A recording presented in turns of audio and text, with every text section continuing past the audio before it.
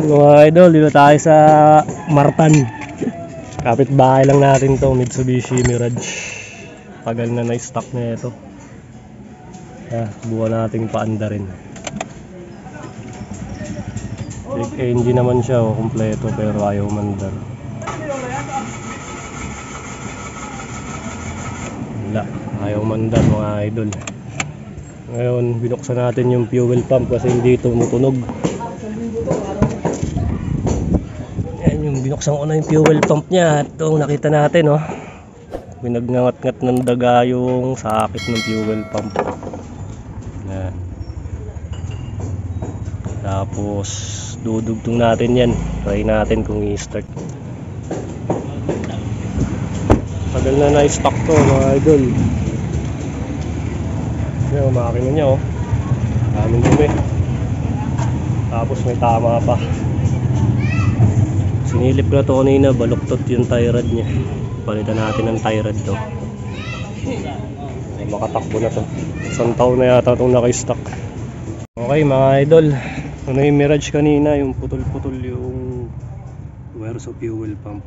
Yan, dinugtungan na natin, wala na tayo mahanap na tamang coding ng wiring. Kaya yan na muna pansamantala. Okay, try natin start ha. Mga idol, start ko siya.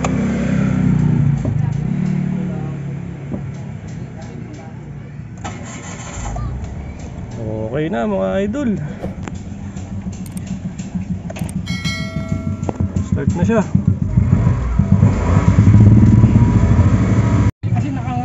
Check engine. Reset natin, reset. Okay na.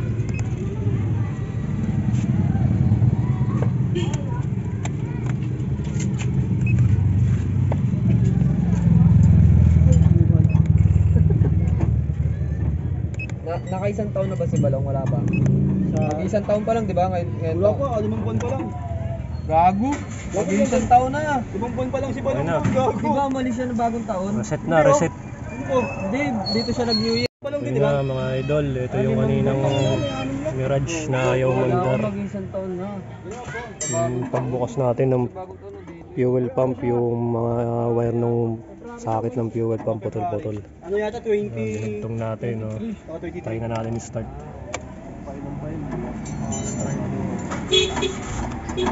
Ayos na mga idol, mandar na. Putol-putol yung wire ng fuel pump, kaya ayaw mandar. Ayos na.